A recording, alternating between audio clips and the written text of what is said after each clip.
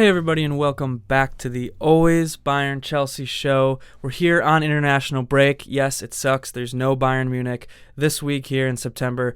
3 matches into the year, we're already on break. Come on.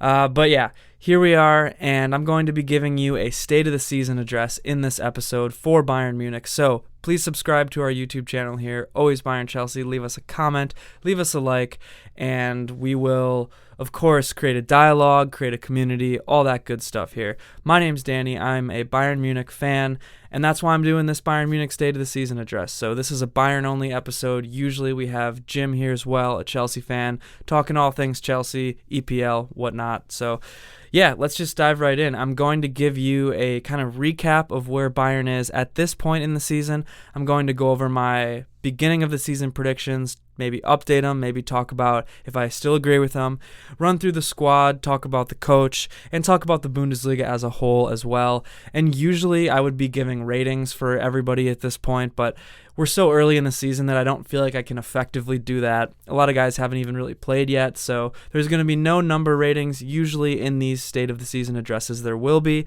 but anyways, let's dive right in here. Bayern Munich 25-26. But let's start with the Club World Cup. Just briefly recap it. Bayern Munich gets knocked out by PSG in the quarterfinals. Jamal Musiala goes down with a brutal, horrifying injury. Obviously, Alphonso Davies tore his ACL prior last year, so we're going into this season without 2 of our top 5 best players. Already maybe a little bit behind the 8 ball, but the main thing is these guys got to get healthy, and a couple more injuries already because that's just Bayern Munich's luck. Pavlovic breaks his eye socket, Tom Bischoff appendectomy. So yeah, not looking great injury-wise already, but you know, we roll with it. That's just how it is at Bayern Munich. Heading into the preseason now, Bayern Munich looked great. I thought they had an incredible preseason, sweeping everybody in the preseason. Maybe not the most convincing wins in the preseason, but you got a lot of youngsters who got a chance to play and a chance to shine, and a lot of them really grabbed it, in my mind, in the preseason and played great. So first match was against Lyon, 2-1 victory, smashing Tottenham next, 4-0, and then 2-1 over Grasshopper Club Zurich. Yeah, like I said, a lot of good play by the youngsters. Lennart Karl really shined. Jonah Kusi-Asari, even guys like Kiala, Diber, guys who are kind of maybe more fringe, first team, should be loaned out kind of guys, got a lot of time in the preseason, and it was good for Kompany to be able to give them that time and see what they could do. So awesome preseason, really no complaints from Bayern there. We head into the season then still looking good, starting with the Franz Beckenbauer Super Cup, beating Stuttgart 2-1 in that one, starting the season off with some silverware. That's the way we do it. That's the way to be, basically. Good win for Bayern. Maybe not their most impressive win of all time, but you start off in a cup final and you get the win. I'm not complaining about that whatsoever. And it's nice to beat Stuttgart after how they treated us with the Nick Voldemata situation, just laughed at all of our offers and basically said F off Bayern. So it was nice to kind of put them in their place there, in my opinion. And yeah, obviously get some silverware. That's the main thing. Then we head into our first match against Leipzig, and Bayern looks unbelievable. They look like they're firing on all cylinders, destroying Leipzig 6-0. A Leipzig side who, sure, probably needs some time to come together. New coach, a lot of guys going in, going out, squad-wise, but Leipzig is a talented team nonetheless, and to be able to embarrass them 6-0 on the first match of the season, things were looking good. But not so fast. At that point, you're so optimistic if you're Bayern. The attack is firing on all cylinders. The defense looks solid. But Bayern kind of came down to earth after that in the DFB Pokal, going away to face Wehen Wiesbaden, and went up 2-0, looked great for a while, and then basically collapsed, allowed 2 goals, and Harry Kane had to save the game at the death, the final seconds of the match, putting it away 3-2. So Bayern does advance, but didn't look the best in that one. And then we roll that over to the last league match up until this point against Augsburg. Bayern wins 3-2, but it was a shaky 3-2. And again, they looked great. They jumped out to a 3-0 lead. Man, did they look good in that one until they didn't, until it all collapsed. The back line collapsed, defense collapsed, offense couldn't finish their chances, and they couldn't finish a lot of their chances against Wehan either. So, some of these old familiar foes, some of these old cracks, chinks in the armor of Bayern Munich start to show their face. The back line looked disorganized for a while, and couldn't stop themselves from conceding and letting teams back into the game. Again, part of this might be on Kompany's style of play. A really high line, you have the fullbacks almost operating as wingbacks, bombing up the pitch, and that leaves Dayot Upamecano and Jonathan Tah, and essentially a lot of times Kimmich too, like forming a back three, to be the last line of defense, and they just aren't good enough altogether. I think Upamecano is a star, and I think he is good enough, but I have not been impressed with what I've seen so far from Jonathan Tah. Just looks like he's lost a step a lot of times. Doesn't look like he's fast enough to stop these counters. And again, with the high line, these counters, like one long ball through the line, breaks everything down and allows a goal. So not great at all times there for Bayern, but there is still reason to be cautiously optimistic in my mind. The attack looks great, while the squad is insanely thin. Bayern's starting 11 is good enough to beat anybody, and you get a guy like Nicholas Jackson to come in, hopefully to provide some depth, play some of the 10 while Musiala's out, cover for Kane at striker in terms of like rotation, and maybe play the left wing a little bit too. So that's a good move there. And then other transfers, you got Luis Diaz, who looks like a menace over on that left-hand side. He's providing headaches for the defenses. Finishing hasn't been the best yet, but if he can increase that, look out, because this Bayern Munich attack might be so good that it doesn't matter if the defense concedes, because Kane, Diaz, Olise, Musiala when he's healthy, maybe Jackson as well in there too. Those players in that attack is so good that they could probably score 3-4 goals a match. If their finishing is on, even more than that, as we saw against Leipzig. So if they're scoring that many goals, it might not matter how many you concede. And that's the bright side. That's why you should be optimistic if you're a Bayern fan. Again, we had a lot of departures. Sané, Coman, Muller. So the depth of, especially the attack, I think the midfield is pretty well covered, and the defense will be covered if you get Davies healthy, if you get Ito healthy. The defense will be covered a little bit better too, but as of right now, with all the injuries and everything, insanely thin squad. So if we can keep everybody healthy, that's the main if. I think this Bayern team can go places. Let's circle back now and look at some of the predictions I made before the season. Predicted us to win the Franz Beckenbauer Super Cup. We did that, 1 for 1 so far. What can I say? Bundesliga, I predicted a win in the Bundesliga. I still think that's the case. I really don't think there's any team that's going to challenge Bayern that much in the Bundesliga this season, like consistently throughout the whole season. I just don't see it. So I'm saying Bayern's going to win the Bundesliga. Pokal, I believe I predicted a win in as well, and that is certainly attainable. The Pokal is so crazy that, like we saw it in the first match, almost anybody can beat anybody. But if Bayern is able to, again, stay healthy, if they're able to focus and stay healthy, they should have no problem winning the Pokal. But again, that one's like anybody's game, really. UCL, that's tough. I think I predicted a quarterfinal defeat, and I think that's still about where I see Bayern Munich at this point, just because of their depth. Again, I mentioned how fond I am of the starting 11, but I don't know if Bayern's depth is going to be good enough to stay healthy that late into the year to make a deep UCL run. I don't know if the back line is good enough, as I said. I don't know if the attack is going to be clinical enough. There's a lot of things that I just don't know about at this point in the season, so I'm going to stick with that quarterfinal prediction. Again, I would usually go through and rate all the squad members at this point, but we're just so early in the season that I can't really do that. But I'll just kind of go through. I think Neuer's been great, starting with the goalkeeper position, of course. I think Neuer's been great. Astonishing how old he is, and yet how good and rock solid he remains. Defense-wise, I kind of talked about it. I'm a little concerned about Tah, but I think Upa's been great, and I think he will continue to be great, and I think Bayern has to extend his contract no matter what he asks for. It would be an absolute disaster if they let him walk for free.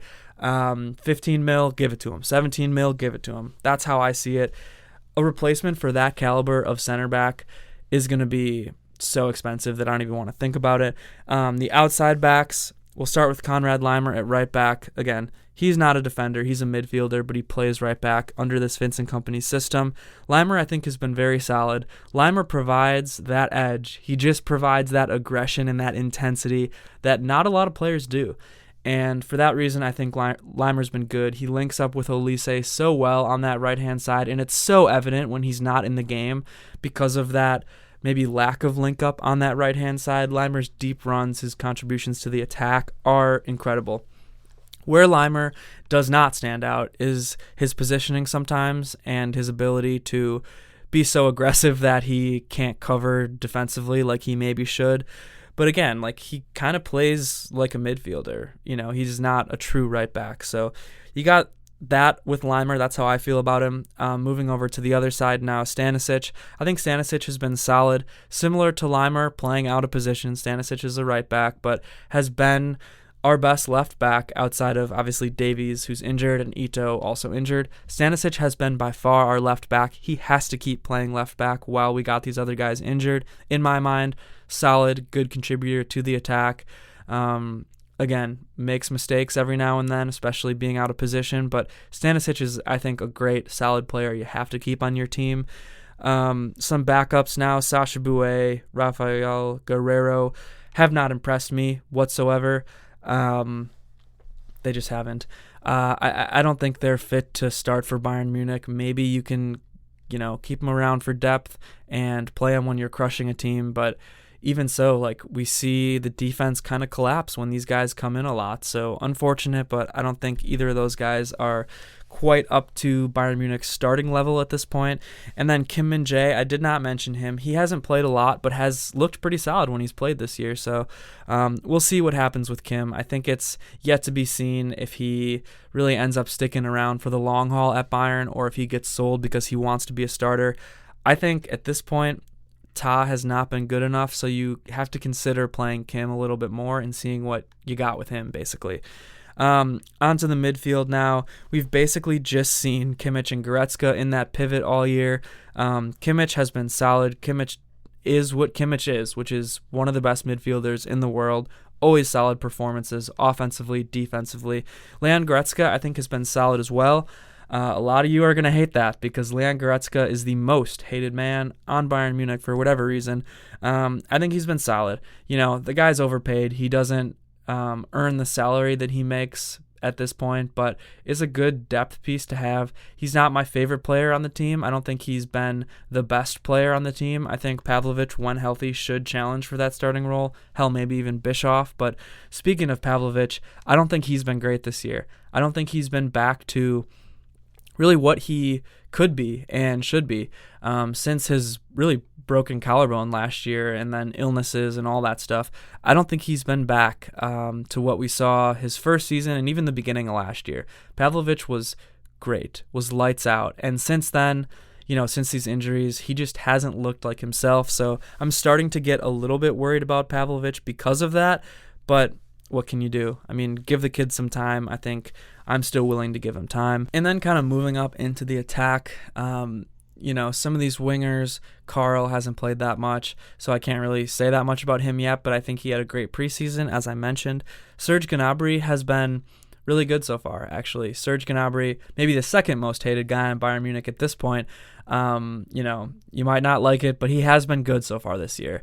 Serge Gnabry, again, another guy who's way overpaid, but can be a good depth piece in my mind. So I wouldn't start him, especially when everybody's healthy. I certainly wouldn't start Gnabry, but he's kind of a veteran guy, a good guy to keep around, and he could just be going through one of these purple patches, which you always see with Gnabry. He has a few really dynamite matches and then just falls off a cliff. So that is certainly a option for what's happening right now, but he always cooks against London teams, so keep him around. We got Arsenal and Chelsea in the Champions League this year. And then Michael Olise. Michael Olise has been lights out, dynamite, one of the best players on the planet. There's not much else I can say about Olise. He's just that good. Luis Diaz, I kind of talked about a little bit. Outside of some lackluster finishing, I think he's brought a lot to the table for this attack. I think he's brought an edge to that left wing that has been missing for a while with Sané, Gnabry, Coman. So I'm happy to see that. And I do think once you have a guy like Davies back, Diaz will be unlocked. I think we'll really see the best out of Luis Diaz once Alphonso Davies comes back, linking up with him on that left-hand side and providing a little bit more cover. Diaz has had to track back a lot just because of how far the outside backs invert, basically. And Davies has the foot speed and just the overall pace to track back a lot more efficiently than Stanisic. So again, I like Stanisic, but I do think Davies will unlock something in Diaz. And finally, the man, Harry Kane. You all know at this point, if you watch the Always Bayern Chelsea show, what I think about Kane. Best striker in the world, most complete striker in the world, hell, most complete player in the world. And he's showing it again this year. I mean, Kane is good for multiple goals every game, it seems, and puts the team on his back when he needs to. Not much else I can say about Kane. Kompany, I think, has been solid, but maybe not perfect. I think, again, there is room for Kompany to grow with his subs, with his rotation. And so far this year, I think he's been pretty good. And I don't have a lot of complaints about Kompany, but again, those things I just mentioned, if those don't get better, Bayern most likely won't be healthy in the latter stages of the season. And if Bayern only wins the Bundesliga this year, you might start to see some questions raised if Kompany doesn't fix some of these things, basically. And I'm not saying that he won't. I think he very well could. I think, he's a little bit handicapped with the thin squad that he has, so I don't blame Kompany for a lot of Bayern's struggles. I've been overall very pleased with what I've seen from Kompany so far, and overall he's exceeded my expectations as a Bayern Munich coach, to be honest with you. All right, and finally, let's jump into the Bundesliga table. Again, I'm not going to talk about every single team in the table just because it's so early in the season. I really haven't seen enough to comment on all these teams yet. Usually I do in these State of the Season addresses, but let's start from the top. Bayern Munich. First place, 6 points, goal differential of +7. You take that. You certainly take that. Number 2, Eintracht Frankfurt, 6 points. Awesome season from Frankfurt so far. They've looked like the second best team in the Bundesliga so far. And I'm a fan of Frankfurt. I'm a fan of their signings. Again, they have to sell a lot of their guys, but they make a lot of money off of them, and then they invest it smartly. That's the thing. You can be a selling club and still invest wisely and be competitive, and that's what Frankfurt does, probably better than anybody. Next, Köln with 6 points. Cologne, sometimes pronounced as. Awesome start from the Billy Goats. Again, all 6 points, and they demolished Freiburg last week. I watched that one and was so shook with how good they looked. So really, really impressive. Definitely the biggest surprise of the season so far. Fourth, Dortmund, you got 4 points. They're looking solid as well. I would not be surprised if Dortmund is one of those teams up there challenging for the title. Obviously, they're a historically good club. I predicted them to finish second. I don't think this is going to sound harsh, but lately I don't think they've been mentally good enough to stay good throughout a whole season, and we'll see if Niko Kovac can really whip these boys into shape. He did wonders at the end of last year, but we'll see if he can do it for a full season. Fifth place, St. Pauli. I love St. Pauli, my second favorite club in the world outside of Bayern. They drew with Dortmund. They beat Hamburg 2-0 in the Hamburg derby in the Bundesliga, another match that I watched and was just phenomenal match. Good to see that back in the Bundesliga again. St. Pauli is a team that a lot of people predicted to be relegated, not me, because they're my boys, and they're surprising a lot of people right now with how good they are, and they don't even have captain Jackson Irvine, the most beautiful man in football. Don't even have him. He's been injured. So I think that St. Pauli has had as good of a start as they possibly could. Drew Dortmund and, again, beat Hamburg. Wolfsburg in 6th with 4 points. Solid start from them. Augsburg in 7th place with 3 points. Another awesome start, surprise team, whatever you want to say, from Sandro Wagner's men. Augsburg beating Freiburg in week 1 and almost beating Bayern Munich. Definitely didn't beat Bayern, but Sandro Wagner I think is an amazing coach, and he's whipping this. Again, don't want to sound harsh, but they're punching above their weight. Let's just say that. I don't want to say talentless team because that's really mean, but they're not a 7th place in the Bundesliga team talent-wise. So, again, credit to Sandro Wagner. Stuttgart in 8th place with 3 points as well. Hoffenheim, Union Berlin, Leipzig, Leverkusen. Leverkusen only has 1 point. The rest of those teams I just mentioned all do have 3. Not a great start from Stuttgart. You want to see them doing better if you're a Stuttgart fan. Leipzig as well, obviously getting thrashed by Bayern embarrassingly, but then picking up a win the following week. Leverkusen is in shambles, sacking Erik ten Hag, caring more about sticking it to Bayern than competing in the league. So that's what you get if you're Leverkusen. You sold most of your squad, and Mainz is behind them as well with 1 point. Gladbach, really disappointing start for Gladbach without Tim Kleindienst so far. Injury to him. And they just don't look good. And again, same thing with Mainz. You'd like to see a little bit of a better start if you're Mainz, especially with European football this year. It might be a little too much for them to keep up with.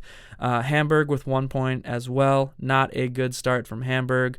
They did draw against Gladbach, I believe, in week 1 before losing to St. Pauli at home.